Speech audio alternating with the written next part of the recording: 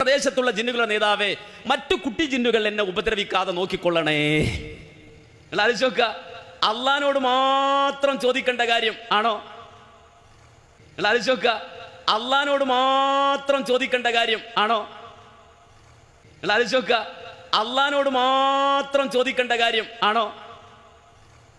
ഈ ഇസ്തിആനത്ത് അതിൽ നിന്ന് അള്ളാഹുവിനോട് മാത്രം ചെയ്യേണ്ട ഈ കാര്യത്തിൽ നിന്ന് ആലമു ഷഹാദയിൽ അഥവാ ദൃശ്യലോകത്തെ നമ്മൾ കാണുന്ന മനുഷ്യരെ അതിൽ നിന്ന് ഒഴിവാക്കിയിരിക്കുന്നു. എങ്ങനെ മനസ്സിലായി? പരിശുദ്ധ ഖുർആനിൽ നിന്ന് ഇവിടെ സൂചിപ്പിക്കപ്പെടുകയുണ്ടായി, തആവനു അനിൽ ബിർരി വത്തഖ്വ വലാ തആവനു അനിൽ ഉദ്വി, നന്മയുടെ കാര്യത്തിൽ നിങ്ങൾ പരസ്പരം സഹകരിക്കുക എന്ന വചനത്തിൽ നിന്ന്.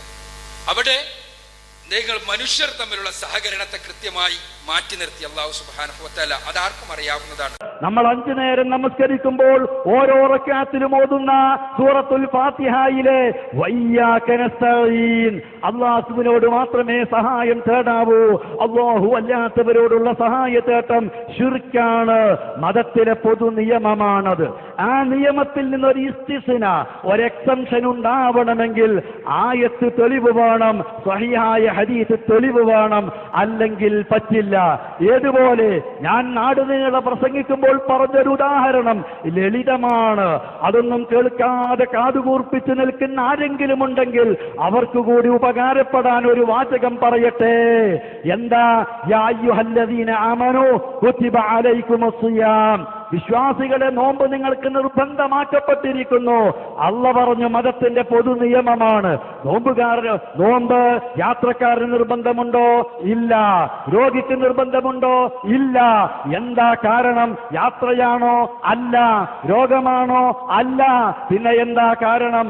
അല്ലാഹു ഖുർആനിലൂടെ പറഞ്ഞു, ഫമൻ കാന മിൻകും മരീദൻ ഔ അലാ സഫറിൻ ഫഇദ്ദതു മിൻ അയ്യാമിൻ ഉഖർ, രോഗിയോ യാത്രക്കാരനോ അത്രയും ദിവസം മറ്റു മാസങ്ങളിൽ നോമ്പ് നോറ്റു വീട്ടിയാൽ മതി. ഇതുപോലെ വയ്യാക നസ്തഈൻ, അല്ലാഹു അല്ലാത്തവരോട് സഹായം തേടുന്നത് ശിർക്കാണ്. അതിൽ നിന്ന് ഒരു മനുഷ്യൻ മറ്റു മനുഷ്യനോട് ചോദിച്ചാലും ശിർക്കാണ്, മനുഷ്യൻ ജിന്നിനോട് ചോദിച്ചാലും ശിർക്കാണ്, മലക്കിനോട് ചോദിച്ചാലും ശിർക്കാണ്, ആരോട് ചോദിച്ചാലും ശിർക്കാണ്. തെളിവില്ലെങ്കിൽ അല്ലാഹു നമുക്ക് തെളിവ് നൽകി, വിശുദ്ധ ഖുർആനിന്റെ തെളിവ് നൽകി. അതുകൊണ്ട് വളരെ കൃത്യമായി വിശുദ്ധ ഖുർആൻ പറഞ്ഞത് വതആവനു അലൽ ബിർരി വത്തഖ്വ, ആ ആയത്തിന്റെ അടിസ്ഥാനത്തിലാണ് മനുഷ്യൻ മറ്റ് മനുഷ്യനോട് സ്വന്തം കഴിവിൽപ്പെട്ട കാര്യം ചോദിക്കുന്നത് അത് അനുവദനീയമാണെന്ന് പറഞ്ഞത്. ഇതുപോലെ ഒരു ജിന്നിനോട് സഹായം ചോദിക്കുന്നത് അനുവദനീയമാക്കിക്കൊണ്ട് ഒരായത്തിന്റെ കഷ്ണം ഇവിടെ പ്രസംഗിച്ചവരോ പ്രസംഗിക്കാൻ ഉദ്ദേശിച്ചവരോ അതിന് ധൈര്യമില്ലാത്ത ആളുകളോ നാടുനീളെ പ്രചരിപ്പിച്ച് നടക്കുന്നവരോ ഉണ്ടെങ്കിൽ വിനയത്തിന്റെ വളരെ വളരെ വിനയത്തിന്റെ ഭാഷയിൽ പറയട്ടെ, ആ ഒരായത്തിന്റെ കഷ്ണം നിങ്ങൾ നൽകിയാൽ ആ വിഷയത്തിലുള്ള ചർച്ച അവിടെ അവസാനിച്ചു. ആ ആലു ശൈഖ് പറയുന്നത് അദ്ദേഹം ആയത്ത് ഓതിയിട്ടുണ്ട്, ആയത്ത് എഴുതിയിട്ടുണ്ട് എന്നത് ശരിയാണ്. വലിഹാദാ നഖൂലു, അദ്ദേഹം പറയുന്ന ഒരു കാര്യം, ഇന്ന തിൽക്കൽ ഇസ്തിആന بجميع أنواعها لا تجوز فمنها ما هو شرك كالاستعانة بشياطين الجن يعني الكفار ومنها ما هو وسيلة إلى الشرك كالاستعانة بمسلمي الجن. ഇത് ഞാൻ അംഗീകരിക്കുന്നുവോ ഇല്ലയോ എന്നതല്ല ഞാൻ പറയുന്നത്. സലഫി ആലു ശൈഖ് പറഞ്ഞ അംഗീകരിക്കോ എന്നല്ല ഞാൻ ചോദിച്ചത്. ആലു ശൈഖ് ദുർവ്യാഖ്യാനിച്ചു എന്ന് പറയുമോ? ആലു ശൈഖ് ജൂനിയർ കാന്തപുരമാണെന്ന് പറയുമോ? ആലു ശൈഖ് ശിർക്കിലാണെന്ന് പറയുമോ? ആലു ശൈഖ് മുസ്ലിക്കാണെന്ന് പറയുമോ? ആലു ശൈഖ് സമ്മേളനത്തിൽ വിളിക്കാൻ പറഞ്ഞെന്ന് പറയുമോ? ആലു ശൈഖ് ജിന്നൂരിയാണെന്ന് പറയുമോ? അതാ പറയേണ്ടത്, അതാ നിങ്ങൾ പറയേണ്ടത്. അപ്പൊ എന്താ മനസ്സിലായി? ആലു ശൈഖ് എന്താ ഇതിലുണ്ട്? മിൻഹാ മാ ഹുവ ശിർക്കുൻ, ശിർക്കായതുണ്ട്. വമിൻഹാ മാ ഹുവ വസിയത്തുൻ ഇല ശിർക്കി, വസിയത്തു ശിർക്കായതുണ്ട്. അപ്പൊ എന്ത് മനസ്സിലായി? സക്കറിയ സുലായി കണ്ടുപിടിച്ചതല്ല, ജബ്ബാർ മോദി കണ്ടുപിടിച്ചതല്ല, അവിടെയല്ല പ്രശ്നം എന്ന് പറഞ്ഞില്ലേ? അതുകൊണ്ട് നിങ്ങൾ പറയണം, നിങ്ങൾ അംഗീകരിച്ചാലും ഇല്ലെങ്കിലും ശരി ദുർവ്യാഖ്യാനിച്ചോ ഇല്ലേ ആലു ശൈഖ്, അത് നിങ്ങൾ പറയണം. ആലു ശൈഖ് ദുർവ്യാഖ്യാനിച്ചിട്ടില്ല, നിങ്ങളാ ദുർവ്യാഖ്യാനിച്ചത്. നിങ്ങൾ അംഗീകരിച്ചാലും ഇല്ലെങ്കിലും ശരി ദുർവ്യാഖ്യാനിച്ചോ ഇല്ലേ ആലു ഷെയ്ഖ്? അത് നിങ്ങൾ പറയണം. ആലു ഷെയ്ഖ് ദുർവ്യാഖ്യാനിച്ചിട്ടില്ല, നിങ്ങളാ ദുർവ്യാഖ്യാനിച്ചത്. ആലു ഷെയ്ഖ് പറഞ്ഞത് കാഫിർ ജിന്നിനോട് സഹായം ചോദിക്കുന്നത് ശിർക്കാണ് എന്നാണ്. മുസ്ലിം ജിന്നിനോട് സഹായം ചോദിക്കുന്നത് വസീലത്തു ഷിർക്കാണ് എന്നാ പറഞ്ഞത്. ഇപ്പൊ വായിച്ച എന്താ? കാഫിർ ജിന്നാണോ ഷിർക്ക്, മുസ്ലിം ജിന്നാണോ വസീലത്തു ഷിർക്ക്? ഞങ്ങൾ വരെ അത്ര പറഞ്ഞിട്ടില്ല. ഇവിടെ ആലു ഷെയ്ഖ് പറയുന്നത് മുസ്ലിം ജിന്നിനോടുള്ള സഹായത്തേട്ടമേ എന്താകൂ വസീലത്തു ശിർക്കാവുകയുള്ളൂ. ഇവിടെ ആലു ഷെയ്ഖ് പറയുന്നത് മുസ്ലിം ജിന്നിനോടുള്ള സഹായത്തേട്ടമേ എന്താകൂ വസീലത്തു ശിർക്കാവുകയുള്ളൂ. അപ്പൊ വായിച്ച എന്താ? കാഫിർ ജിന്നാണോ ഷിർക്ക്, മുസ്ലിം ജിന്നാണോ വസീലത്തു ഷിർക്ക്?